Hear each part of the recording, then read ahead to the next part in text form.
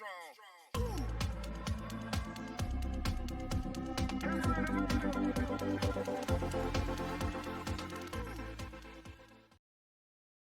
को Jai Hind and welcome to the YouTube channel of CSC academy भली।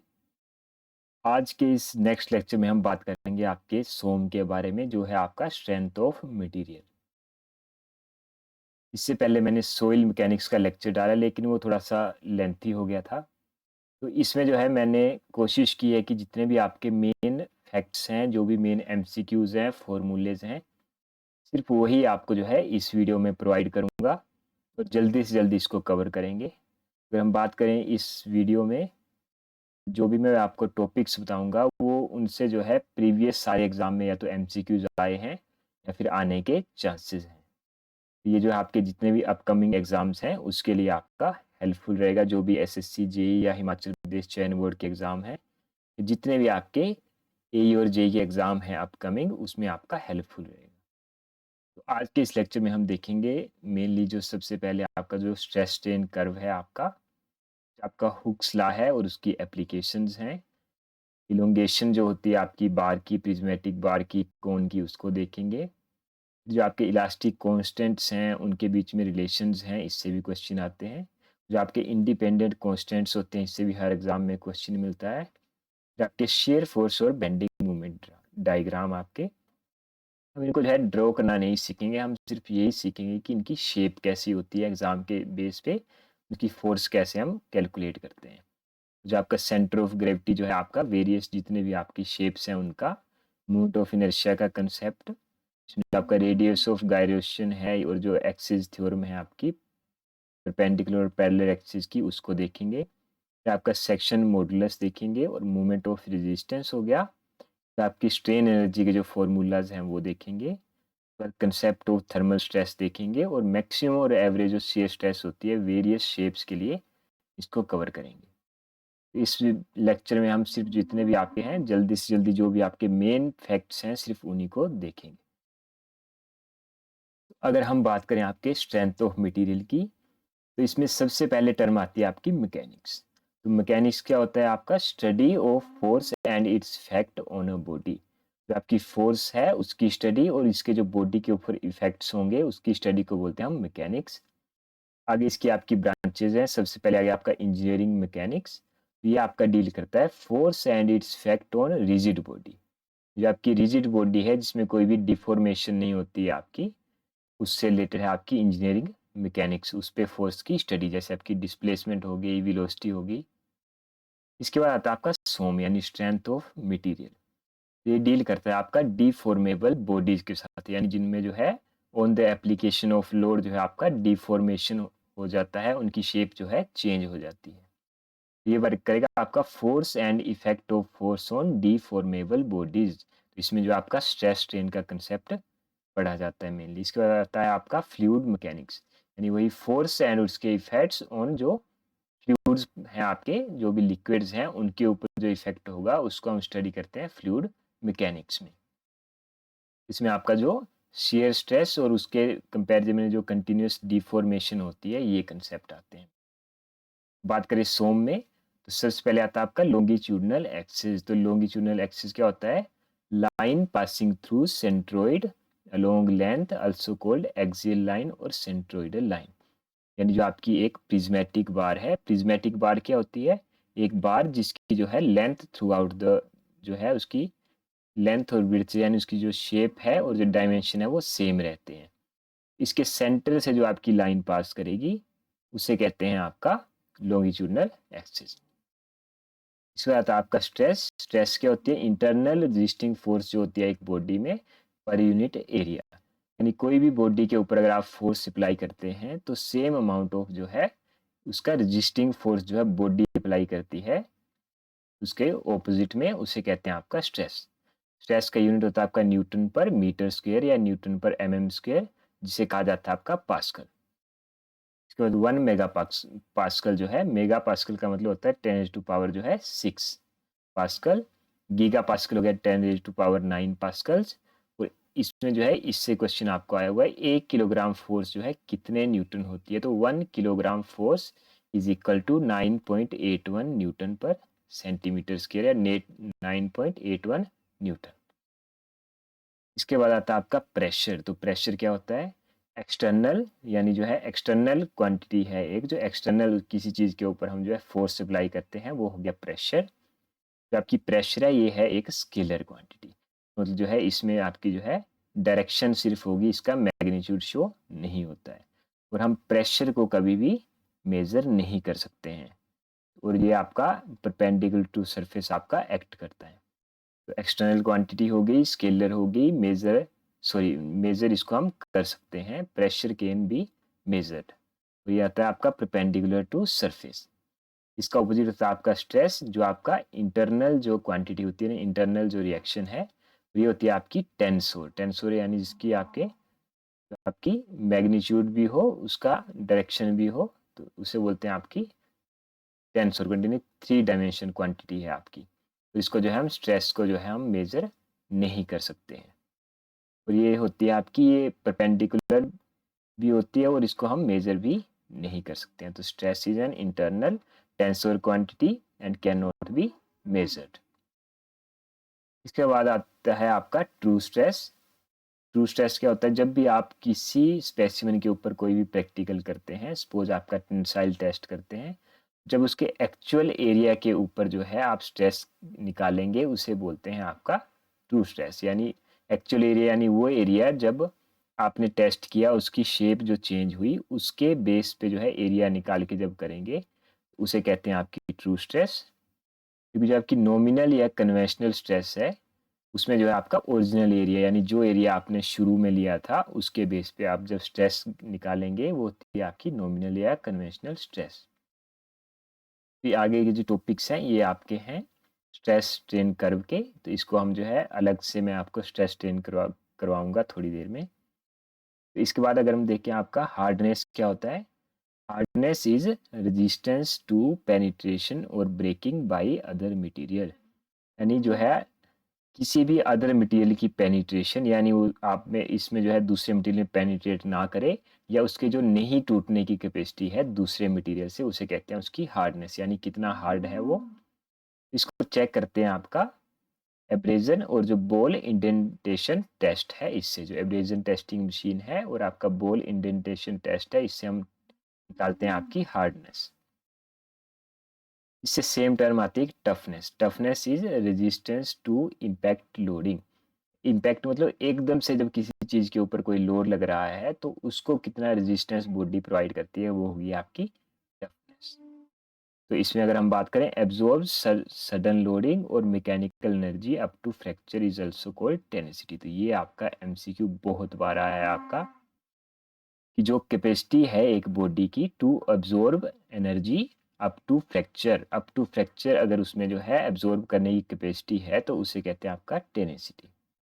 बात करें स्टील की, तो स्टील जो है आपका डक्टाइल भी होता है और मेलिएबल भी होता है, यानी इसकी जो है वायर्स भी बना सकते हैं आप, और शीट्स भी आसानी से बना सकते हैं। इसके बाद नेक्स्ट आता है आपका लेड। लेड जो होता है आपका वो मेलिएबल है बट नॉट डक्टाइल। जो लेड है वो मेलिएबल है, इसकी आप शीट्स बना सकते हैं, लेकिन इसकी वायर्स आप नहीं बना सकते हैं। नेक्स्ट आता है आपका रेजिलेंस। एक रेजिलेंस, एक टेनिसिटी, इनसे क्वेश्चन बहुत बार आता है आपको। तो रेजिलेंस जो है ये property of body to absorb energy when deformed under elastic limit. जब भी किसी इलास्टिक लिमिट के अंदर जो कैपेसिटी है किसी बॉडी की एनर्जी को एब्जॉर्ब करने की, उसे कहते हैं आपका रेजिलेंस। तो आपका E is Young's modulus of elasticity, that is stress divided by strain. अगर इसके हम फॉर्मूला देखें, तो स्ट्रेस होती है आपकी फोर्स पर unit area P divided by A. Strain होगी आपकी change in length divided by original length. तो अगर हम इससे इलोंगेशन निकालें आपकी, जो चेंज इन लेंथ है, that is P L divided by A E. जो आपका यंग्स मॉडुलस है स्टील के केस में होता है आपका 200 गीगा पास्कल, रबर का होता है आपका 50 जीपीए। जो आपका रिजिड बॉडी है जिसमें जो है डिफॉर्मेशन नहीं आती है, उसका इनफाइनाइट होता है, यानी उसको जो हम नॉर्मली मेजर नहीं कर सकते हैं। इसके बाद आपका हुक्स लॉ। तो हुक्स लॉ क्या होता है आपका? हुक्स लॉ कहता है कि stress is directly proportional to strain within जो है आपकी प्रोपोर्शनल या इलास्टिक लिमिट। तो इसकी एप्लीकेशंस की बात करें तो सबसे पहले आती हैं आपकी बार्स इन सीरीज, यानी अगर बार्स को जो है आपका सीरीज में जोड़ दिया जाए तो उनमें कितनी स्ट्रेस आएगी। सपोज इनमें आपकी फोर्स आ गई P1 P2 P3, या आपकी आ गई P1 या 2P 2 3 आ गई फोर्स, तो स्ट्रेस होगी वही फोर्स पर यूनिट एरिया, यानी P/A1 2P/A2। तो सेम वे में उसमें जो आपकी इलोंगेशन आएगी वो सेम फॉर्मूला आपका PL/AE। तो फर्स्ट बार के लिए PL1 divided by A1 E1, second के लिए PL2 divided by A2 E2, so on. जितनी बार्स होंगी उतनी आप साथ में इनको प्लस करते जाएंगे। इसके बाद आता है आपका elongation due to self weight. I hope ये आपको बार्स का कंसेप्ट समझ आ गया होगा। जैसे आपका ये है, इसके ऊपर कोई फोर्स लग रही है, तो अगर हम उसमें फोर्स निकालेंगे तो यहाँ पे सपोज P है, यहाँ पे 2P हो जाएगी, यहाँ पे 3P, यानी जो है ऐड होती जाएगी विद डिस्टेंस। और स्ट्रेस होगी फोर्स पर यूनिट एरिया, इलोंगेशन होगी PL/A। तीन फॉर्मूले हो गए आपके। पर elongation due to self weight, तो इलोंगेशन एक हमने ये पढ़ ली। ड्यू टू सेल्फ वेट की बात करें आपके प्रिज्मेटिक बार में, तो वो होती है lambda L square upon 2E।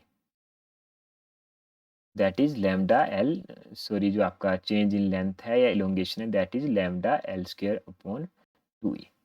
तो इसमें जो है क्वेश्चन आपको पीछे भी आया था कि अगर भी सेल्फ वेट एक्ट कर रहा है, अंडर सेल्फ वेट अगर एरिया बॉडी का चेंज किया जाए तो उसकी इलोंगेशन में क्या फ़र्क पड़ेगा। तो एरिया के चेंज होने से जो है अंडर सेल्फ वेट प्रिज्मेटिक बार की इलोंगेशन में कोई भी फ़र्क नहीं पड़ने वाला। इसमें एक और फॉर्मूला होता है आपका WL/2AE। ये वर्क करता है न्यूमेरिकल्स में जब आपको डायरेक्टली जो है वेट गिवन है आपको बॉडी का। उस केस में हो गया आपका WL/2AE। General case self weight में आ गया lambda L square upon 2E। और जो इससे क्वेश्चन आपको आया हुआ है that is if all dimension are doubled, अगर जो आपकी प्रिज्मेटिक बार है उसके सारे डायमेंशन डबल कर दिए जाएं तो सेल्फ वेट में क्या फ़र्क पड़ेगा। तो जो आपका नॉर्मल फार्मूला है that is lambda L square upon 2E। जो लैम्डा कांस्टेंट है ये आपकी वैल्यू कांस्टेंट रहेगी, तो आप सिर्फ जो है लेंथ को चेंज कर सकते हैं। तो L की जगह हो गया 2L डबल्ड, ये हो जाएगी आपकी 4 टाइम्स 2 का स्क्वायर इज 4। तो अगर सारे डायमेंशन डबल कर दिए जाएं तो इलोंगेशन हो जाएगी आपकी 4 टाइम्स। अगर हम बात करें जब आपका सेल्फ वेट भी है और आपका एक लोड P भी अप्लाई हो रहा है एक प्रिज्मेटिक बार के ऊपर, उस केस में आपकी जो इलोंगेशन है वो क्या होगी आपकी, तो दैट इज WL/A। WL/A इसमें जो था बेसिकली WL/2A फॉर्मूला था, लेकिन जब इसको हम वेट आपका ऐड होगा तो आपका एक W जो है आपका माइनस हो जाएगा, तो ये बन जाएगा आपका WL/A। इसके बाद जो है व्हेन 2 बार्स, जब 2 बार्स हो जाएं प्लस सेल्फ वेट हो, एक बार का आ गया आपका lambda L square upon 2E, और सेकेंड बार के लिए हो गया आपका lambda L square upon E। इसको जब सब सम करेंगे हम तो 3 lambda L square upon 2E। जब 2 बार हो फिर सेल्फ वेट तो 3 lambda L square upon 2E। Next is elongation of a tapered bar, ये होता है आपका 4PL divided by pi D1 D2 into E। First का डाया, सेकेंड का डाया, ये L आ गया आपकी लेंथ, P आ गया आपका load, is the modulus of elasticity. जो आपका D निकालने का फार्मूला है D मीन का, दैट इज D+A ब्रैकेट में D-A divided by 2 for same elongation prismatic versus जो आपका टेपर्ड बार है। तो उसके लिए जो आपका इक्वेशन आती है दैट इज प्रिज्मेटिक बार का जो डाया होता है that is under root of D1 D2 tapered bar के कंपैरिजन में, दैट इज प्रिज्मेटिक बार का dia is equal to geometric mean of tapered bars dia. तो ये आपको एमसीक्यू के बेस पे याद रखना है। Next is value of percent elongation in tapered bar. तो जो आपकी टेपर्ड बार है उसमें परसेंट एलोंगेशन जो है वो आपकी होती है 10A divided by D mean का स्क्वायर। जो आपके पर मीटर के लिए ये इसकी वैल्यू आती है अप्रोक्सीमेट 11.11%। मीटर आपके चेंज हो जाए तो जैसे आपका 3 मीटर के लिए तो ऑलमोस्ट 33%। नेक्स्ट है आपका elongation of a conical bar due to self weight. तो हमने जो है प्रिज्मेटिक बार का पढ़ा था आपका। इसके बाद अगर हम बात करें आपकी कोनिकल बार की, वो इस तरह से। इसमें जो आपकी एलोंगेशन होगी ड्यू टू सेल्फ वेट वो होती है आपकी 1/3, यानी 1/3 टाइम्स होगी जो आपकी प्रिज्मेटिक की है। तो प्रिज्मेटिक की क्या होती है आपकी lambda L square upon 2e, इसका 1/3 करेंगे हम तो ये हो जाएगा 3 2 6 lambda L square upon 6e। When bars are fixed है, जब बार जो आपकी दोनों एंड पे फिक्स होंगी तो जो आपकी रिएक्शंस होती हैं जो आपकी फिक्स्ड होंगी दोनों बार, तो रिएक्शन होती है आपकी p/3 एंड 2p/3। फिर आते हैं आपके इलास्टिक कांस्टेंट जो है आपके ई जी म्यू एंड के। सबसे पहले आपका जो म्यू होता है आपका ये होता है आपका पॉइजन रेशो। म्यू होता है आपका lateral strain by longitudinal strain, तो lateral strain by longitudinal strain हो गया आपका पॉइजन रेशो। इसमें लेटरल स्ट्रेन है वो नेगेटिव होती है, लॉन्गिट्यूडनल स्ट्रेन आपकी पॉजिटिव होगी, टोटल मैग्नीट्यूड जो होगा वो प्लस होगा। तो सबसे कम अगर बात करें पॉइजन रेशो वो होता है आपका कोर्क का पॉइजन रेशो होता है आपका 0। मेटल का होता है आपका 0.25 से 0.33, स्टील का हो गया आपका 0.286, लीड का 0.1 से 0.2, जो आपका ह्यूमन टिश्यू है उसका होता है नेगेटिव में, रबर का होता है सबसे ज़्यादा 0.5। बात करें इसकी जनरल वैल्यू की वो वेरी करती है आपकी 0 से 0.5। इसमें जो है एक तो आपका रबड़ का पूछ लिया जाता है कि सबसे ज़्यादा किसका होता है, रबड़ का, या फिर सबसे कम कोर्क का, या फिर स्टील का आपका कई बार पूछ लिया, तो that is 0.286।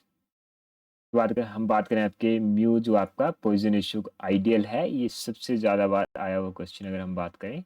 General value 0 to 0.5, ideal value होती है आपकी -1 से 0.5, यानी -1 हो सकता है और आपका is less than equal to 0.5। बात करें इनके कॉन्स्टेंट्स की तो ये आ गया आपका यंग्स मॉडुलस ऑफ इलास्टिसिटी, वो होता है आपका stress divided by strain. G होता है आपका शेयर मॉडुलस या फिर modulus of rigidity, G is shear modulus, that is shear word आया तो यहाँ पे आएगा आपका shear stress by shear strain, shear modulus, Young's modulus, stress by strain. होता है आपका bulk modulus, that is normal stress divided by volumetric strain, normal stress by volumetric strain. इसके बाद जो आपका मेन टॉपिक है दैट इज जो आपके टोटल कांस्टेंट और isotropic sorry independent elastic constant होते हैं आपके नंबर वेरियस टाइप के लिए आपके मटेरियल के लिए। तो इसमें सबसे पहले आता है आपका homogeneous and isotropic material. Homogeneous material क्या होता है, जिसकी जो है आपकी एक डायरेक्शन में किसी पॉइंट पे एक डायरेक्शन में प्रॉपर्टीज आपकी सेम होंगी। जब वो ये 3 पॉइंट्स हैं यहाँ पे एक डायरेक्शन में प्रॉपर्टी सेम है उसे बोलते हैं होमोजीनियस। आइसोट्रोपिक क्या होता है आपका, एक ही पॉइंट पे जो है आपका सभी डायरेक्शन में आपकी प्रॉपर्टीज सेम होगी, तो उसे कहते हैं आपका आइसोट्रोपिक, होमोजीनियस एंड आइसोट्रोपिक। तो अगर होमोजीनियस और आइसोट्रोपिक मटेरियल तो टोटल कांस्टेंट होते हैं आपके 4, इंडिपेंडेंट इलास्टिक कांस्टेंट हो गया आपके 2। मोस्ट रिपीटेड क्वेश्चन आपका। अगर एनिसोट्रोपिक मटेरियल है यानी जिसकी हर एक डिफरेंस जो सॉरी हर एक डायरेक्शन में जो है अलग अलग प्रॉपर्टीज होंगी, उसके लिए टोटल कांस्टेंट होते हैं आपके इनफाइनाइट, और इंडिपेंडेंट जो होते हैं आपके 21, क्योंकि जो है आपका एनिसोट्रोपिक केस में जो है हर एक डायरेक्शन में डिफरेंट प्रॉपर्टी होगी और हर प्रॉपर्टी के लिए डिफरेंट कांस्टेंट होंगे।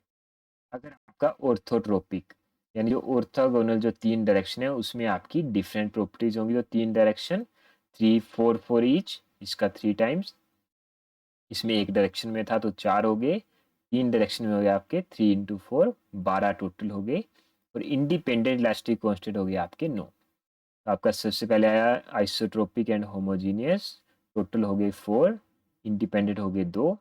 एनिसोट्रोपिक के केस में टोटल हो गए इनफाइनाइट, इंडिपेंडेंट हो गए 21। ऑर्थोट्रोपिक के केस में आपके टोटल हो गए 12, इंडिपेंडेंट हो गए आपके 9। इसको अगर हम बात करें ई जी म्यू और के के बीच में रिलेशनशिप, इसके जो है 3 है आपके मेन। इन इसमें जो है आपको मैक्सिमम टाइम का न्यूमेरिकल आता है, आपको यू की वैल्यू दी होगी, जी की वैल्यू दी होगी ई निकालो, या ई और जी की वैल्यू दी होगी म्यू निकालो, तो इस तरह से न्यूमेरिकल आते हैं आपको। तो E is equal to 2g 1 plus mu, next E is equal to 3k 1 minus 2 mu, ये ई क्या है के क्या है ये अभी ऊपर मैंने बता दिया आपको। Third one E is equal to 9 kg divided by 3 k plus G. Next अगर आपके पॉइंट की बात करें तो ductile material has long plastic elongation range, यानी कि अगर डक्टाइल मटेरियल तो उसकी जो इलास्टिक रेंज है वो आपकी कम होती है और प्लास्टिक रेंज उसकी जो होगी ज़्यादा होगी। इसके बाद ability to absorb energy till breaking और रप्चर, अप टू ब्रेकिंग और रप्चर जो होता है उसे कहते हैं आपका टफनेस। ये भी जो आपका बहुत बार एमसीक्यू में आया आपका। तो बात करें मैक्सिमम जो डक्टिलिटी होती है वो होती है आपकी माइल्ड स्टील में, यानी डक्टिलिटी सीधी सीधी डिपेंड होती है आपकी कार्बन के ऊपर। जितना कार्बन कम होगा डक्टिलिटी उतनी ही ज़्यादा होगी और हार्डनेस जो होगी उतनी ही कम होगी। सबसे कम जो आपका कार्बन होता है वो होता है आपका माइल्ड स्टील में लेस देन 0.25, तो इसकी डक्टिलिटी होगी सबसे ज़्यादा। एक्चुअल में जो आपका रोट आयरन में होता है सबसे कम कार्बन, और जो है हम जो है उसको स्ट्रक्चर में यूज़ नहीं करते हैं, स्ट्रक्चर के बेस पे आपका माइल्ड स्टील आएगा। फिर आता है आपका कास्ट आयरन, सबसे ज़्यादा कार्बन जो होता है आपका कास्ट आयरन में होता है 2.1 से 4%। इसकी डक्टिलिटी जो होगी आपकी वो सबसे कम होगी। तो जब भी आप किसी बॉडी के ऊपर जो है आपका ट्रावर्स लोड लगता है या किसी भी बीम के ऊपर आपका लोड लगता है तो उसमें या तो शेयरिंग हो सकती है या हो सकती है उसमें बेंडिंग। शेयरिंग होता है उसका जो है टूटना, एक तरह से उसका ब्रेक ऑफ होना। सपोज यहाँ पे शीयर फोर्स लग रही है तो इसका जो है अपनी पोजीशन से आगे चल जाएगा, यहाँ से ब्रेक भी कर जाएगा। बेंडिंग के केस में क्या होगा, यहाँ से जो अपनी पोजीशन से बेंड हो जाएगा। फिर आता है का मूवमेंट।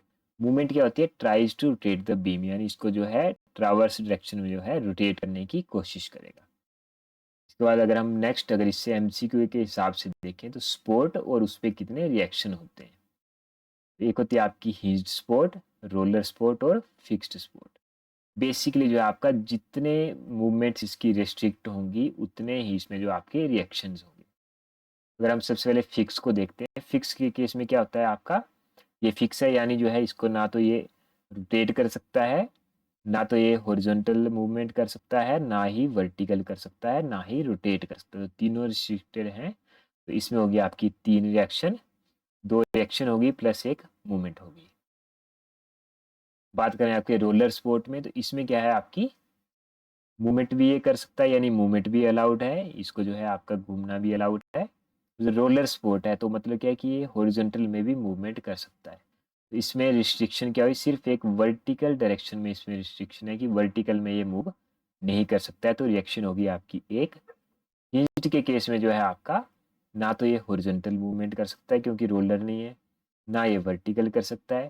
तो इसमें आती है सिर्फ आपकी मूवमेंट होती है, तो रिएक्शन आ गई आपकी 2। जितनी रेस्ट्रिक्शन उतनी ही आपकी रिएक्शन। जो है रिएक्शंस निकालना जो आपको आना चाहिए, इसके बेस पे आपका जो है डिटर्मिनेसी आती है, बट वो पार्ट है आपका बेसिकली स्टील का, उसको हम स्टील में कवर करेंगे। इसके बाद अगर हम बात करें वेरियस कंडीशन या जब आपके लोड लगता है तो किस कंडीशन में लोड की वैल्यू क्या होती है। जब भी आपका पॉइंट लोड लगता है तो जो लोड होता है that is equal to P is P, यानी सेम रहता है। अगर हम बात करें यूडीएल जो यूनिफॉर्मली डिस्ट्रीब्यूटेड लोड है, उस केस में आपका लोड को लेंथ से मल्टीप्लाई करके आपका टोटल लोड आता है डब्ल्यू इंटू एल।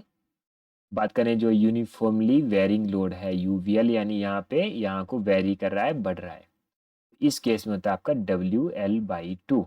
ये लाई करता है एट एल बाई थ्री आपका एक साइड से, यानी जो ये साइड है, और यहाँ से आपका 2L/3। अगर बात करें मूवमेंट की केस में तो movement equal to movement M M के बराबर ही रहेगा। अगर यूनिफॉर्मली डिस्ट्रीब्यूटेड मूवमेंट है तो एम इंटू एल। जैसे इसमें जो है लोड के केस में था W into L, same M into L. फिर आते हैं आपके स्टेटिकली डिटर्मिनेट और इनडिटर्मिनेट बीम। तो स्टेटिकली डिटर्मिनेट बीम वो बीम होते हैं जिनमें जो है उनकी जो सपोर्ट रिएक्शंस हैं वो इनफ होती हैं उसको आइडेंटिफाई करने के लिए या उसकी स्टेबिलिटी चेक करने के लिए, और इसकी रिएक्शन के बेस पे जो है उसको हम एनालाइज कर सकते हैं। तो वो इसमें आते हैं आपके कैंटिलीवर, सिंपली सपोर्टेड, ओवरहैंग, इनको ही बेसिकली हम देखेंगे अभी। बात करें इनडिटर्मिनेट में तो जिसमें आपका फिक्स, कंटिन्यूस और प्रोप्ट, तो ये क्वेश्चन भी बहुत बार आया कि कौन सा फिक्स है, कौन सा डिटर्मिनेट है, कौन सा इनडिटर्मिनेट है। Cantilever, simply supported plus overhang determinate, और फिक्स कंटिन्यूस प्रोप्ट आ गए आपके इनडिटर्मिनेट। इसके बाद आता है आपका शेयर फोर्स। तो शेयर फोर्स क्या होता है आपका? Algebraic sum of all vertical forces on a section इधर और लेफ्ट और राइट। तो आपका शेयर फोर्स में हम बेसिकली क्या निकालते हैं?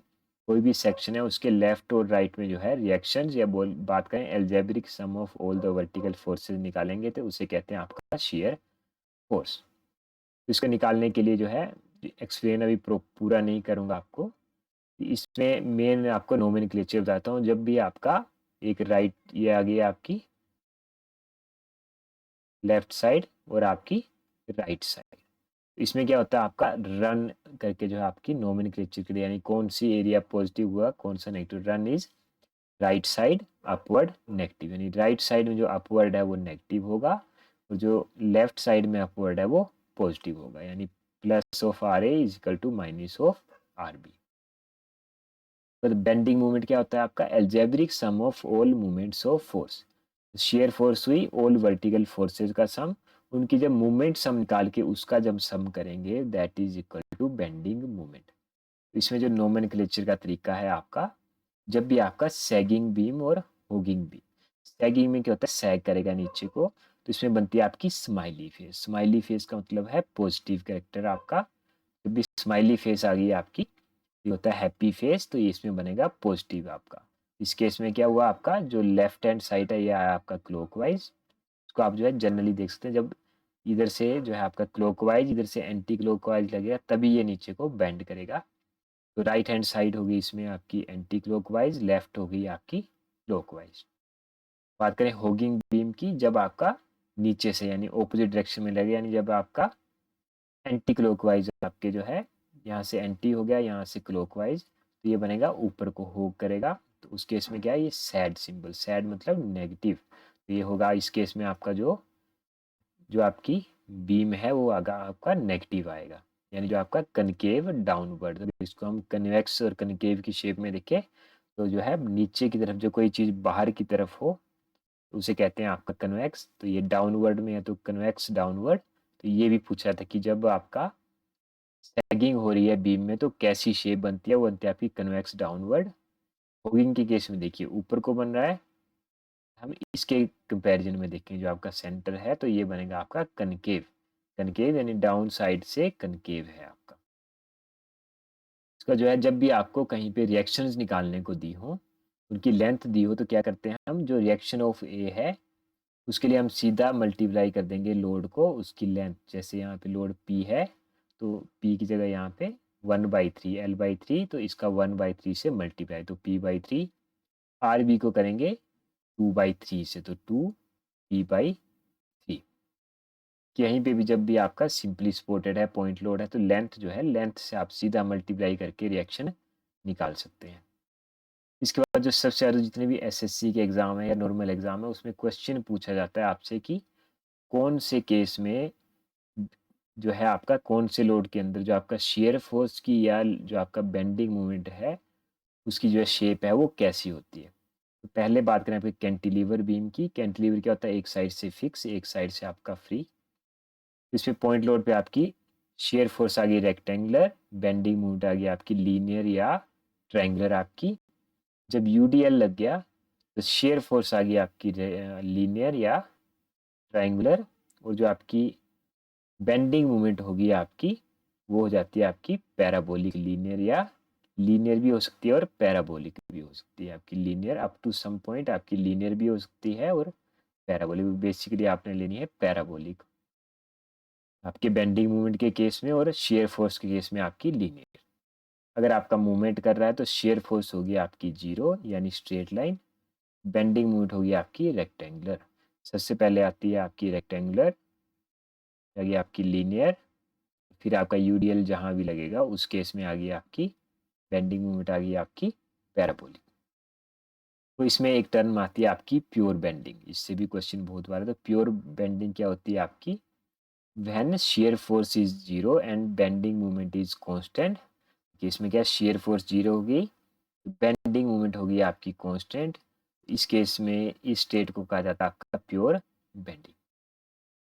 बात करें आपके यूवीएल यूनिफॉर्मली वेरिंग लोड के केस में, इसमें क्या आपका शेयर फोर्स आपकी पैराबोलिक हो जाएगी और जो बेंडिंग मोमेंट है आपकी वो क्यूबिक पैराबोला, ये बेसिकली जो है इंक्रीज होता जाता है।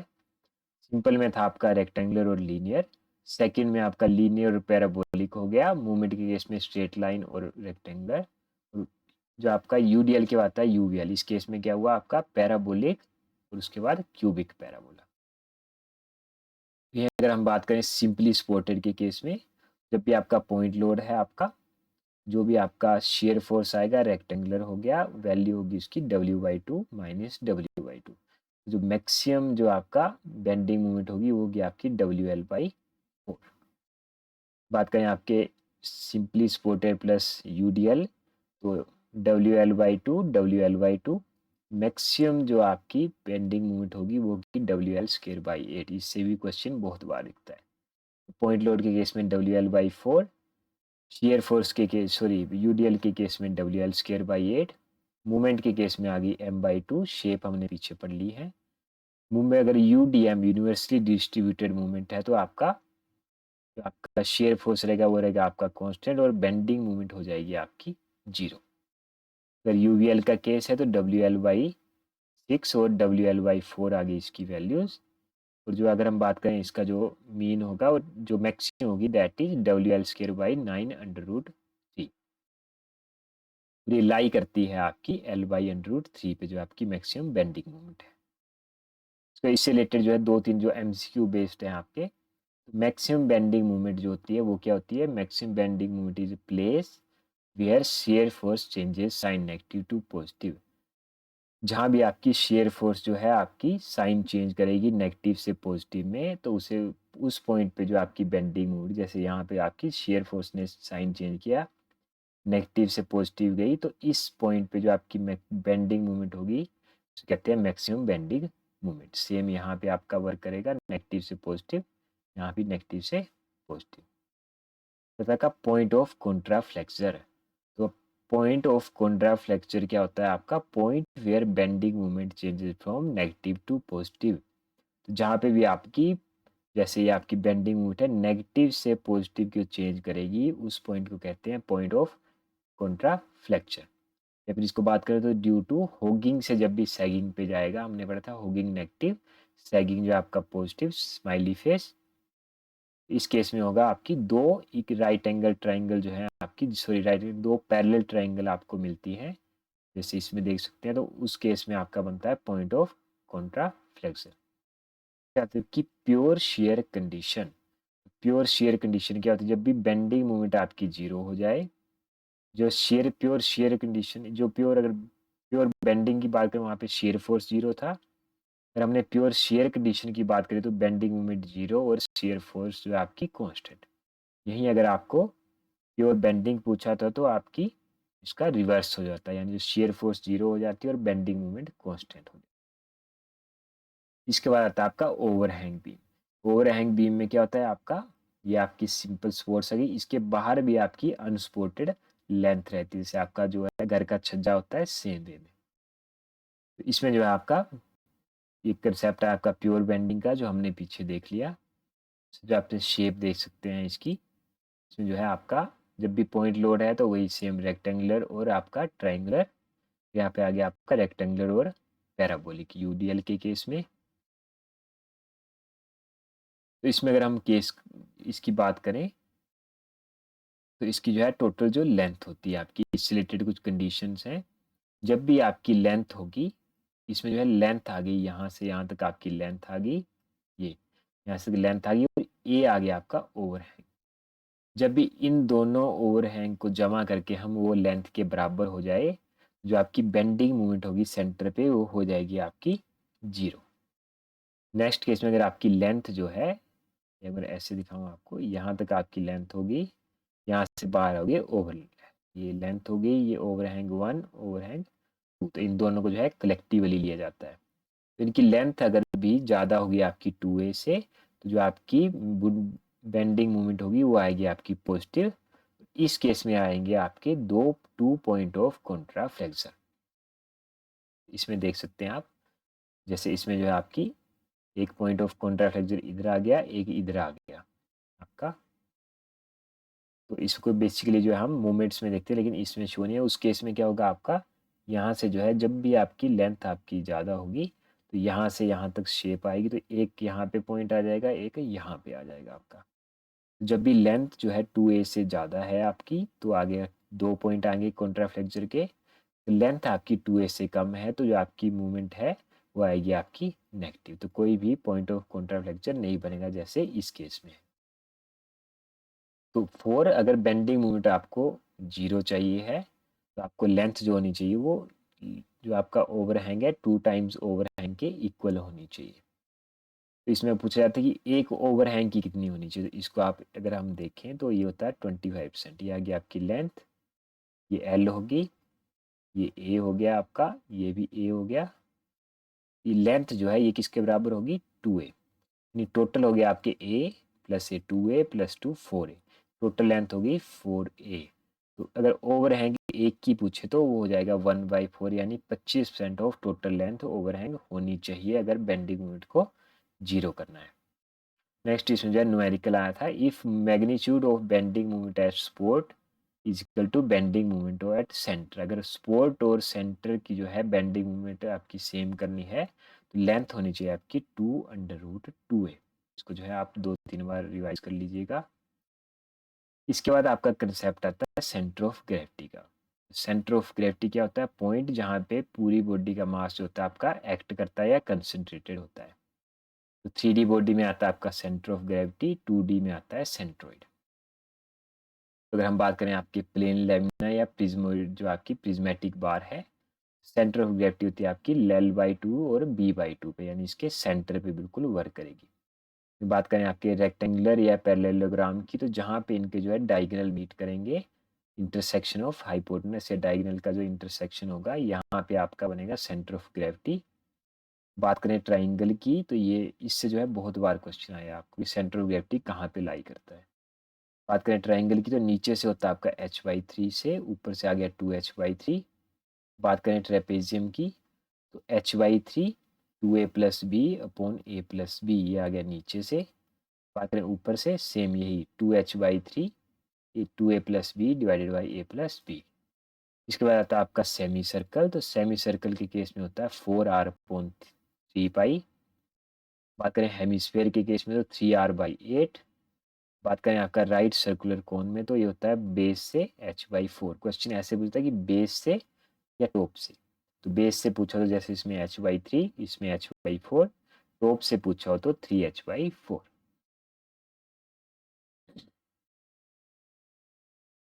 इसके बाद आता है आपका मोमेंट ऑफ इनर्शिया। तो मोमेंट ऑफ इनर्शिया क्या होता है, जो आपकी रोटेटिंग टेंडेंसी यानी जो मूवमेंट है उसको जो ओपोजिशन मिलेगा that is moment of inertia.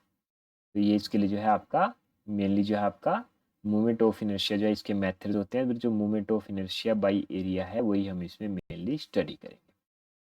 सबसे पहले मूवमेंट ऑफ फोर्स क्या होती है, वो होती है आपकी P/L, यानी लोड इंटू जो आपका डिस्टेंस है। क्योंकि मूवमेंट अगर हम मूवमेंट ऑफ फोर्स निकालें तो वो एक बार दोबारा से आपकी लेंथ गुना हो जाएगी, तो PL/L PL²। जो सेकंड मूवमेंट ऑफ फोर्स होगी या सेकंड मूवमेंट ऑफ फोर्स होगी उसे कहते हैं मूवमेंट ऑफ इनर्शिया। इसका जो आपका फॉर्मूला है Ix निकालने का दैट इज AY², Iy का है AX²। जो पोलर मोमेंट ऑफ इनर्शिया है that is Ix plus Iy। Polar moment of inertia क्या होती है, वो प्रॉपर्टी जो आपकी टॉर्जन के अगेंस्ट रेजिस्टेंस प्रोवाइड करती है उसे कहते हैं पोलर मोमेंट ऑफ इनर्शिया। इसके बाद आता है आपका रेडियस ऑफ जायरेशन। तो रेडियस ऑफ जायरेशन क्या होता है आपका, it is distance of centre of gravity from a given axis such that its square multiplied with area gives moment of inertia about that section. यानी ऐसा एक distance आपका, suppose ये बॉडी है तो इसके सेंटर ऑफ ग्रेविटी से एक ऐसा डिस्टेंस जिसका अगर हम स्क्वायर करें, सपोज ये एक्स है तो इसका अगर हम स्क्वायर करें और उसको मल्टीप्लाई करें आपका एरिया से तो हमें मोमेंट ऑफ इनर्शिया मिल जाए। तो इसका फॉर्मूला I=AK²। ये आ गया, सपोज यहाँ पे के डिस्टेंस है, रेडियस ऑफ जायरेशन, इसको हमने गुणा किया एरिया से तो हमें मिल गया मोमेंट ऑफ इनर्शिया। तो इसमें से अगर हमने के निकालना हो रेडियस ऑफ जायरेशन तो हो गया √I/A, moment of inertia divided by area. इसके बाद अगर हम बात करें theorem of perpendicular and parallel axis, तो परपेंडिकुलर एक्सिस पढ़े पहले। तो इसमें क्या होता है, अगर कोई 3 परपेंडिकुलर एक्सिस हैं आपके एक्स वाई एंड जेड, तो इन दैट केस जो आपके दो परपेंडिकुलर एक्सिस है एक्स वाई जेड, इसमें अगर हम तीसरे जेड के अलोंग जो है आपको मोमेंट ऑफ इनर्शिया निकालनी है, तो वो आपकी moment of inertia along X axis and Y axis के प्लस होगी। इसको अगर हम थ्योरम में पढ़ें तो if I X and I Y Y be the moment of inertia in two perpendicular direction X and Y, दो परपेंडिकुलर डायरेक्शन में आपकी एक्स एंड वाई आ गई, आपकी I X X I Y Y की moment of inertia. Then moment of inertia of Z direction, जो कि Z direction जो इसके परपेंडिकुलर है, उसकी जो है इन दोनों का सम होगी, I X X plus I Y Y is equal to I Z.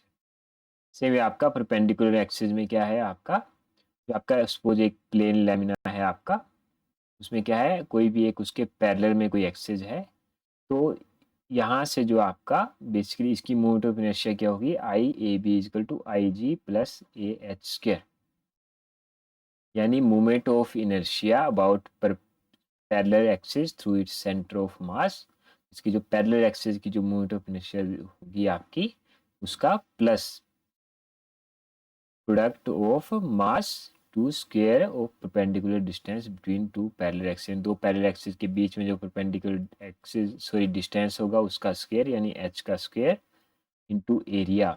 यानी अगर हम किसी ए बी दो पैरेलल एक्सिस है उसके अलोंग मोमेंट ऑफ इनर्शिया निकालनी है, सबसे पहले हम पैरेलल एक्सिस के अलोंग जो कि इसकी जो सेंटर ऑफ मास के अलोंग जो होगी वो ये है, तो इसके मास के अलोंग मोमेंट ऑफ इनर्शिया निकालेंगे, प्लस एरिया गुना जो आपका परपेंडिकुलर डिस्टेंस होगा उसको जो है मल्टीप्लाई करें, आई G plus A H square.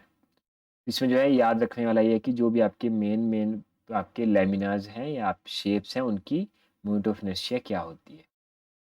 तो जो आपका प्रिज्मेटिक बार है, रेक्टेंगुलर बार है आपकी, रेक्टेंगल के केस में होगा आपका बी डी स्क्वेयर बाई 12 और B D cube by 12, B D cube by 12 and D B cube by 12। तो जो है फर्स्ट केस में जब एक्स एक्सिस के अलोंग है, तो आप जो है जो आपकी ब्रेड्थ है इसको पहले कंसीडर करेंगे बी इंटू डी क्यूब, उसके परपेंडिकुलर वाले का cube, B D cube by 12 and D B cube by 12। अगर आपका सर्कल है तो आपका होता है pi by 64 dia raise to power 4। अगर आपका कंसेंट्रिक सर्कल है यानी दो सर्कल है जैसे आपकी सी डी डी डी होती है, उस केस में होगा आपका pi by 64 first dia raise to power 4 minus second dia raise to power 4, यानी बड़ा डाया माइनस छोटा डाया दोनों की पावर 4। अगर आपका ट्रायंगुलर शेप है तो अबाउट बेस होता है आपका B H cube by 12, base से B H cube by 12, centre of gravity के अलोंग पूछे तो होता है आपका बी एच क्यूब बाई 36। ये जो आपका मोमेंट ऑफ इनर्शिया निकालने का मेथड है, सबसे पहले क्या करना होता है आपको, जो भी आपको शेप दिया उसकी सिमेट्री निकालनी है, यानी ऐसा पोर्शन निकालना है जिसके दोनों तरफ उसकी जो शेप होगी वो सेम होगी। फिर आपको इसमें जो है एक्स वार और बाई वार निकालना है, यानी जो एवरेज डिस्टेंस होता है एक्स एक्सिस का और वाई एक्सिस से इसके जो सेंटर होता है आपका सेंटर ऑफ ग्रेविटी का जो है डिस्टेंस निकालना है। उसके बाद जो है फॉर्मूला लगेगा आपका वाई बार और एक्स बार के दोनों के लिए A1 Y1 plus A2 Y2 plus A3 Y3 divided by area first का सेकंड का प्लस थर्ड का एरिया। Y1 क्या होगा, इसको जो हम सेक्शन में बांटते हैं, ये पहला सेक्शन हो गया सपोज, ये दूसरा सेक्शन ये सेंटर वाला हो गया, तीसरा ये, इसकी जो हाइट हुई सेंटर ऑफ ग्रेविटी की Y1, दूसरे की जो सेंटर ऑफ ग्रेविटी की होगी Y2, तीसरे की सेंटर ऑफ ग्रेविटी की होगी आपकी Y3।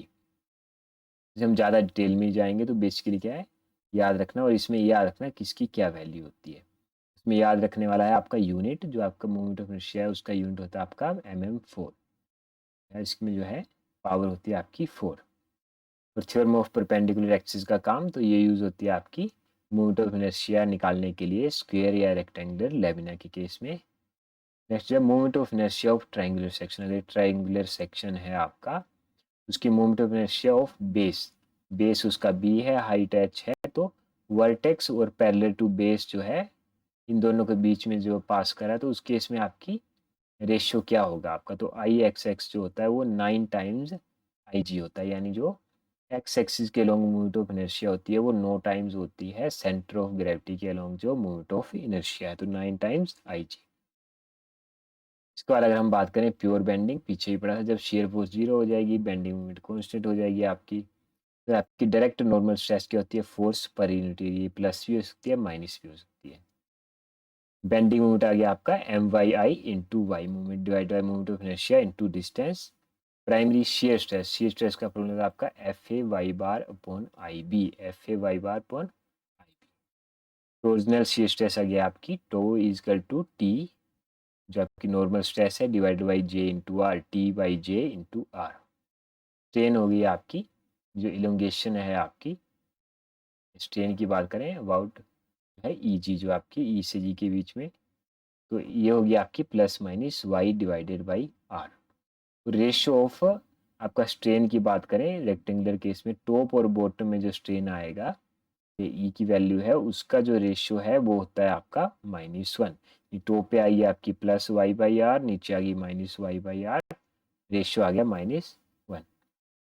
रेशियो ऑफ जो आपकी इलोंगेशन या जो आपका स्ट्रेन है top by bottom in case of triangular case, वो तो आपका ऊपर आ गया आपका 2h/3, नीचे आ गया आपका h/3, यानी इसकी पोजीशंस का जो रेशियो है स्ट्रेन की पोजीशन का, ये होगा आपका -2 ट्रायंगुलर के केस में। अगर भी आपका इन्वर्टेड ट्रायंगुलर है, यानी जो है उल्टा ट्रायंगल है, उस केस में होता है आपका -1/2, तो इसका उल्टा हो जाएगा सिंपली। तथा आपका सेक्शन मॉडुलस, सेक्शन मॉडुलस क्या होता है आपका, ratio of moment of inertia about neutral axis, neutral axis के लोग जो मोमेंट ऑफ इनर्शिया होगी टू आउटर मोस्ट फाइबर, जो उसका आउटर मोस्ट फाइबर होगा, उसका distance neutral axis, distance of outermost fibre from neutral axis, that is Y, Z equal to I divided by Y N. जितना ज़्यादा section modulus होगा उतनी ज़्यादा आपकी बेंडिंग स्ट्रेंथ होगी, उसकी उतनी ज़्यादा बेंडिंग स्ट्रेंथ होगी। सेक्शन मॉडुलस आ गया आई बाई वाई, तो आई की वैल्यू हमने बताई थी, वाई की वैल्यू हम पहले, तो जो हम आई बाई वाई निकाल के जो है इसकी वैल्यू निकालते हैं। बेसिक क्या है इसका, एक जो है आपका, इसकी जो है आपकी d/2 होता है बेसिकली इसको, तो अगर हम इसको डिवाइड करेंगे तो एक d कम हो जाता है सभी में और नीचे वाले का हाफ हो जाता है। ये तुक्का है, एक याद रखने का तरीका, बट एक्चुअल में तो इसको डिवाइड करके ही आपका आएगा। तो रेक्टेंगुलर केस में आपका आई आ गया BD³/12, DB³/12, जो पोलर मोमेंट ऑफ इनर्शिया होती है आपकी BD, बी का क्यूब प्लस बी का स्क्वायर प्लस डी का स्क्वायर डिवाइडेड बाई 12, और आपका जो polar moment of inertia I, जो सेक्शन मॉडुलस आया आपका जेड, वो आया BD²/6, यानी डी एक कम हो गया, क्यूब से स्क्वायर हो गया, 12 की जगह हाफ हो गया आपका 6। मैं इस मेथड से बता रहा हूँ जैसे आपको याद रहे, ना कि जो है इसकी कैलकुलेशन बता रहा हूँ अभी आपको, कि थ्योरी में जितनी मर्जी आप बुक कवर कर लो, अगर आपको ये फैक्ट्स अच्छे से याद नहीं तो आप MCQ सोल्व नहीं कर पाएंगे। रेक्टेंगुलर केस में आ गया आपका आई आ गया π/64d4, जो आपका IP है पोलर मूवमेंट आ गया π/32d4, जो आपका जेड आ गया π/32, 64 का हाफ हो गया आपका 32, डी एक कम हो गया D4 से D3, तो π/32d³। सेम यहाँ पे π/64 D14 माइनस D24, यहाँ पे हो गया इसका हाफ। यहाँ पे क्या होगा, D1 D2 दो हैं, नीचे जो आपका y है वो सिर्फ एक ही वैल्यू होगी, तो यहाँ पे एक माइनस नहीं होगा, यहाँ पे डिवाइड होगा बटे D1, D14 minus D24 divided by D1।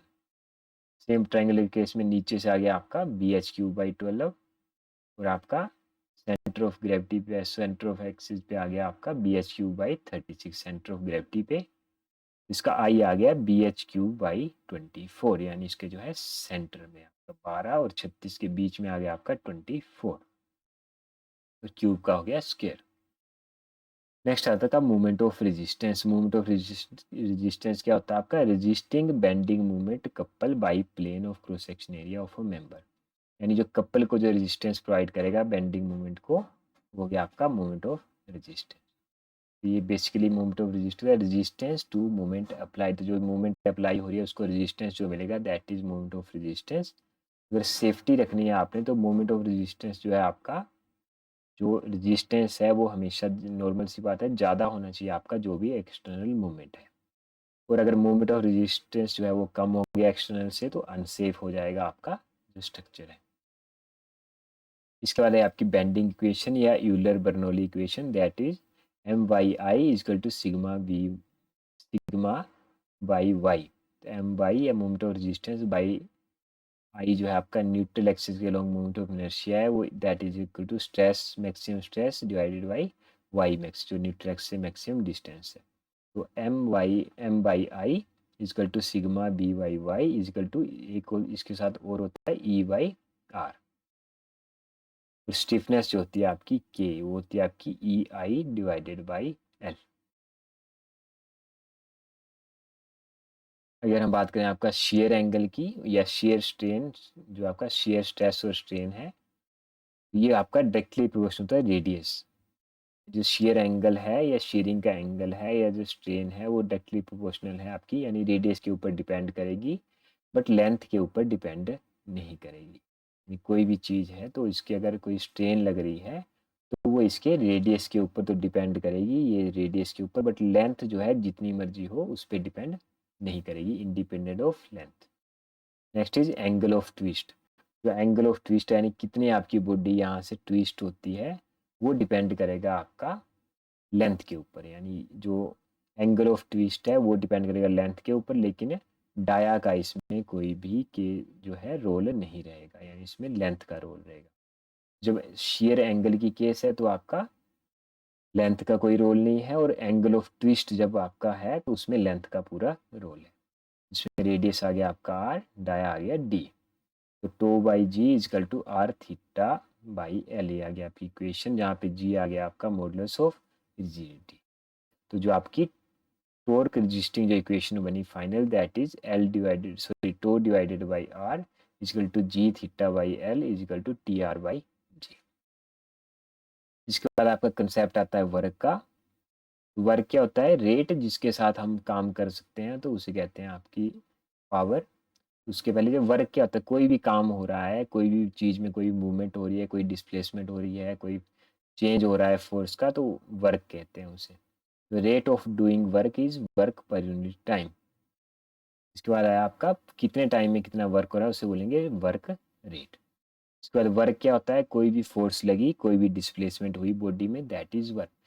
जो आपकी एफ फोर्स लगी, डी डिस्प्लेसमेंट हुई, तो F into D is work. Torque क्या होता है बेसिकली?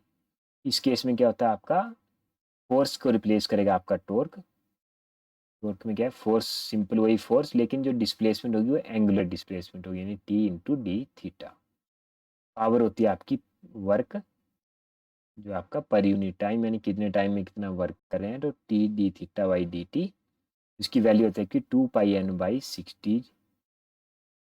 इससे जो है आपका इसका बहुत यूज़ होता है आगे, इसको भी याद रखिएगा। इसके बाद आपका कंसेप्ट ऑफ स्ट्रेन एनर्जी। तो स्ट्रेन एनर्जी क्या होती है आपकी?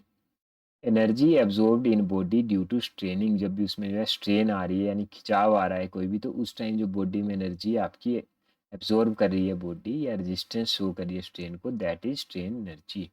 इसका फार्मूला जो जनरल फार्मूला था आपका, that is P square L divided by A E, P square L divided by ए।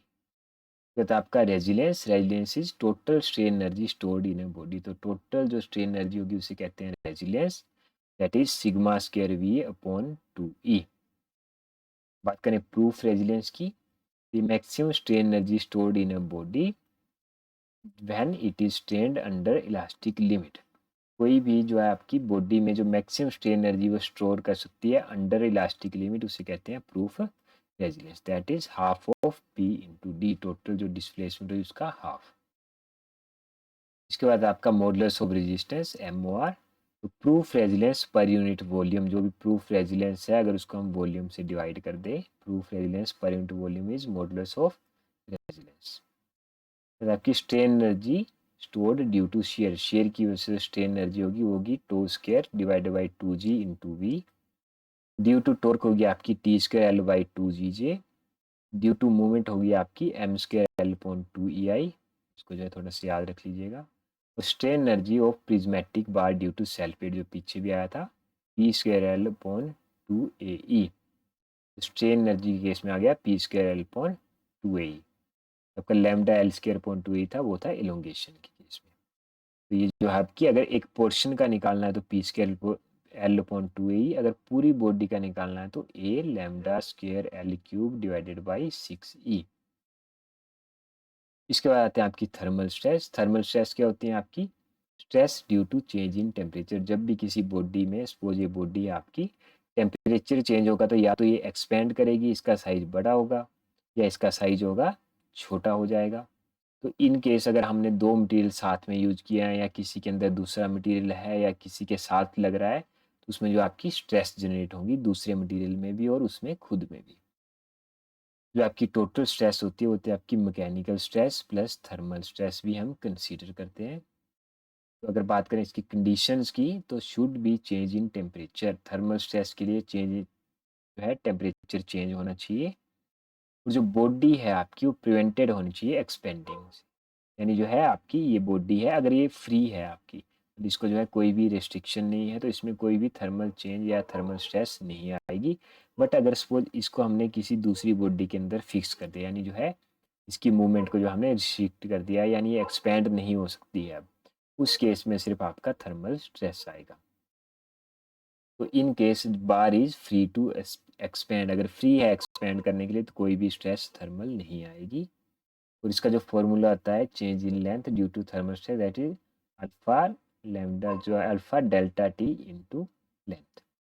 इसमें जो आपका अल्फा आ गया, जो आपका थर्मल कोफिशिएंट है, change in temperature delta T, L is the length. इससे फॉर्मूला सॉरी न्यूमेरिकल भी आपको बहुत बार देखने को मिलेगा। और जब बार आपकी फिक्स होंगी तब आएगी आपकी थर्मल स्ट्रेस, जो इसकी वैल्यू हमने अभी पढ़ ली आपकी अल्फा लैम्डा टी इंटू ई, जो आपका चेंज इन टेम्परेचर है, इलास्टिसिटी है, और आपका जो थर्मल कोफिशिएंट है। तो जनरली भी अगर सोचें ये बार है आपकी, तो अगर टेम्परेचर आपका राइज करेगा, आपका टेम्परेचर राइज करेगा किसी भी चीज़ का, ये सपोज इसका ही टेम्परेचर ये अंदर है, इसके एक मटेरियल ये बाहर है, तो इसका जब टेम्परेचर राइज करेगा आपका, या इसका ही सपोज करेगा, इसका टेम्परेचर जब राइज करेगा तो ये क्या होगी आपकी एक्सपेंड होगी, यानी बड़ी होगी, अंदर की तरफ आने की कोशिश करेगी। तो जो अंदर है वो क्या करेगा आपका कंप्रेस हो जाएगा। तो जब टेम्परेचर बढ़ता है तो स्ट्रेस आती है आपकी कंप्रेसिव, और जब टेम्परेचर आपका कम आता है तो टेंशन, जो आपकी टेंसाइल स्ट्रेंथ आती है आपकी। जब भी टेम्परेचर कम होगा तो श्रिंक होने की कोशिश करेगा, तो आपकी आती है टेंसाइल स्ट्रेस। और जब आपकी कंबाइंड बार है आपकी, मतलब जो अभी मैंने बताया, जब भी ज़्यादा वैल्यू होगी थर्मल कोएफिशिएंट की तो कंप्रेसिव स्ट्रेंथ, यानी जिसका थर्मल कोएफिशिएंट ज़्यादा होगा उसमें आएगी आपकी कंप्रेसिव स्ट्रेंथ, जिसका भी थर्मल कोएफिशिएंट कम होगा उसमें आएगी टेंसाइल स्ट्रेंथ। स्ट्रेस का फॉर्मूला गया alpha lambda T into length into modulus of elasticity. आगे बात करें, for all shapes of cross section shear stress distribution is parabolic and zero eight top and bottom. तो ये भी क्वेश्चन बहुत रहा है। जो शियर स्ट्रेस डिस्ट्रीब्यूशन है आपका किसी बॉडी के लिए वो होता है आपका पैराबोलिक, और यहाँ पे भी टॉप पे भी जीरो होगा, बॉटम पे भी जीरो होगा, सेंटर पे होगा आपका मैक्सिमम, मैक्सिमम एट सेंटर। तो जो वैल्यू होती है मैक्सिमम शियर स्ट्रेस की आपकी वो होती है 1.5 टाइम्स टाउ एवरेज। ये क्वेश्चन जो बहुत ही बार पूछा गया आपसे, तो मैक्सिमम जो आपकी शियर स्ट्रेस होती है वो होती है आपकी 1.5 टाइम्स टाउ एवरेज। अलग अलग शेप के अलग होती है, उसको हम आगे देखते हैं। इसमें वाई जो आपका है H/2 होगा टॉप से, और जो आपकी मैक्सिमम स्ट्रेस एक्ट करेगी वो आपकी करेगी H/6, यानी सपोज ट्राइंगल तो H/6 पे आपकी मैक्सिमम एक्ट करेगी, और जो वाई है सेंटर आएगा दैट इज H/2। जिसने फॉर्मूला पढ़ा था tau is equal to F A Y bar upon I B. तो जो आपकी शेयर स्ट्रेस है वो इन्वर्सली प्रोपोर्शनल होगी आपकी बी के। नेक्स्ट आता है, इसमें जो है आपको शेप पूछी जाती है आपकी। तो जितनी ज़्यादा आपकी इसको जितना ज़्यादा जो आपका पार्टिकल की सॉरी मटेरियल की लेंथ होगी उतनी वहाँ पे शेयर फोर्स आएगी कम। यानी इसके बिल्कुल ऑपोजिट बनता है। जहाँ पे जितना छोटा सेक्शन होगा आपका जो शेयर डिस्ट्रीब्यूशन है वो उतना बड़ा होगा, जितना बड़ा आपका सेक्शन होगा शेयर डिस्ट्रीब्यूशन उतना ही छोटा होगा, क्योंकि जो आपका जितना छोटा साइज होगा उतनी ज़्यादा वो शेयर आपका फोर्स जो है वो एक्सपीरियंस करेगा। बात करें सर्कुलर केस में जो आपका टो मैक्सिमम होता है वो होता है 4/3 times to average maximum shear stress is 4/3 times to average. बहुत बार पूछा गया क्वेश्चन। रेक्टेंगुलर केस में होता है 3/2 एवरेज, तो वो एवरेज या 1.5 टाइम्स। तो रेक्टेंगुलर केस में 1.5, जो आपका सर्कल है 4/3, और जो आपका रेक्टेंगुलर अगर इसको हम एट एंगल पे रखें तो होता है आपका मैक्सिमम इस केस में 9/8 टाउ एवरेज। तो इसमें जो है आपका ये लाई करता है 3h/8 टॉप से, यहाँ से 3h/8, h/8 जो है आपका वो करता है आपका न्यूट्रल एक्सिस से। इसके बाद अगर हम बात करें stress at which elongation takes place more quickly, जहाँ पे बहुत जल्दी आपकी इलोंगेशन होती है तो उसे कहते हैं lower yielding point. Number of elastic constant और कंप्लीट आइसोट्रोपिक इलास्टिक मटेरियल। पीछे था आइसोट्रोपिक और होमोजेनियस। अगर कंप्लीट आइसोट्रोपिक, सिर्फ आइसोट्रोपिक पूछा तो इसके केस में होते हैं आपके 3, ई, जी और म्यू। आइसोट्रोपिक और होमोजेनियस में केस में होते हैं आपके 4, इंडिपेंडेंट जो है आपके जो आपके टोटल हैं ई, जी, म्यू एंड के, इंडिपेंडेंट सिर्फ 2 होते हैं। मैक्सिमम शियर स्ट्रेस जो होगी आपकी होती है normal stress divided by 2। Load और spring can take without distortion, जो एक स्प्रिंग बिना टूटे जो लोड लेते हैं उसे कहते हैं proof load. Limit of proportionality depends upon, तो लिमिट ऑफ प्रोपोर्शनैलिटी डिपेंड करती है type of material only. Hinged case में जो आपकी मूवमेंट होती है वो हिंज केस में, हिंज क्या है, ये है आपका, इसको जो है मूवमेंट अलाउड होती है आपकी, तो उस केस में जो आपका 0। For free rotation number of constant, अगर फ्री रोटेशन चाहिए तो नंबर ऑफ जो कांस्टेंट होंगे आपके या जो आपकी इक्वेशंस होंगी वो होंगी 2, यानी जो है हॉरिजॉन्टल और vertical. Ratio of flexural rigidity of beam, जो आपकी बीम की फ्लेक्सुरल रिजिडिटी होगी बीम की, अगर उसकी लेंथ बी डी है और बी इंटू 2d है, उस केस में होगी 1/8 टाइम। और shear stress above neutral axis जो होती है उसका फॉर्मूला है VA/Y/IB। तो अगर हम बात करें आपके यूनिएक्सियल जो आपका टेंशन टेस्ट है, या जिसे कहते हैं स्ट्रेस स्ट्रेन कर्व और माइल्ड स्टील, जो आपका यूनिएक्सियल टेंशन टेस्ट है, ये सबसे पहले हमें देखें तो इसका यूज़ क्या है। तो ये यूज़ होता है आपका टू डिटरमाइन मटेरियल पैरामीटर्स, जो किसी मटेरियल उसके जो है पैरामीटर्स या उसके जो क्वालिटीज़ हैं उसके लिए डिटर्मिनेशन के लिए यूज़ होता है। सबसे पहले हम ई की वैल्यू यानी जो यंग्स मॉडुलस ऑफ इलास्टिसिटी है, that is stress divided by strain, ये निकाल सकते हैं। स्टील के लिए होता है आपका 200 GPa। यील्ड स्ट्रेस निकाल सकते हैं जो होता है आपका 250 MPa। अल्टीमेट स्ट्रेंथ निकाल सकते हैं, इलोंगेशन निकाल सकते हैं आपका, पॉइजन रेशो, और behaviour of material under load and stress. तो ये हो गए फंक्शन। इसको हम आगे बताता हूँ कि ये कैसे वर्क करता है या क्या होता है, बट उससे पहले अगर मैं बताऊँ जिसमें मैंने कुछ टर्म यूज़ की, तो सबसे पहले स्ट्रेस क्या होती है, internal resisting force develop in body due to and equal to the applied load. कोई भी एक बॉडी है आपकी, उसके ऊपर आपने कोई भी लोड लगाया तो उसके इक्वल एंड ऑपोजिट एक रेजिस्टिंग फोर्स लगेगी उस बॉडी के अंदर से, उसे कहते हैं आपका स्ट्रेस, इंटरनल रेजिस्टिंग फोर्स पर यूनिट एरिया। यूनिट और जो वैल्यू होती है वो सेम ही होती है आपकी लोड के इक्वल। इंटरनल रेजिस्टिंग फोर्स पर unit area that is sigma से डिनोट करेंगे स्ट्रेस को, दैट इज फोर्स पर यूनिट एरिया न्यूटन पर mm²। इसके बाद आपका स्ट्रेन, स्ट्रेन क्या होता है, आपने किसी बॉडी के ऊपर आपने लोड लगाया, उस बॉडी में हुए आपके चेंजेस, वो जो आपकी ये बॉडी थी, आपने इसके ऊपर जो है लोड लगाया और ये जो है इसकी लेंथ जो है लंबी होगी, सपोज यहाँ आ गई, इसकी जो चेंज इन लेंथ हुई आपकी, जो एक्स्ट्रा लेंथ बढ़ी उसे कहते हैं आपका strain. Change in original dimensions of body और मटेरियल अंडर गिवन लोड, जो भी चेंज होगा किसी भी बॉडी में लोड के अंदर उसे कहते हैं आपका स्ट्रेन। तो इसे हम डिनोट करते हैं एप्सिलॉन नोट, या आप ई से बोल सकते हैं। तो change in dimension divided by original dimension. क्या आता है आपका यूनिएक्सियल टेंशन टेस्ट, जो आपका सर्कुलर या रेक्टेंगुलर आप क्रॉस सेक्शन का एक सैंपल लेंगे, उसको जो है जो यूनिवर्सल टेस्टिंग मशीन है, जो टेंसाइल टेस्टिंग मशीन है, उसके अंदर ग्रिप कर देते हैं। तो उसके ऊपर क्या है आपका ग्रेजुअली जो है लोड आप लगाते जाते हैं और उसके बिहेवियर को नोट करते हैं। बिल्कुल सिंपल एक्सपेरिमेंट है। Load is apply and behaviour of material is noted. तो on the basis of that experiment एक आपका चार्ट बनता है जिसे कहते हैं आपका स्ट्रेस स्ट्रेन कर्व। इसमें देखें अगर आपका तो कुछ पॉइंट्स हैं, जैसे शुरू आपका ओ से, फिर A B C C dash D E और एफ। तो जो आपका ए पॉइंट तक जो आपकी स्ट्रेट लाइन आएगी तो इसे कहते हैं आपका लीनियर या परफेक्ट इलास्टिक रीजन।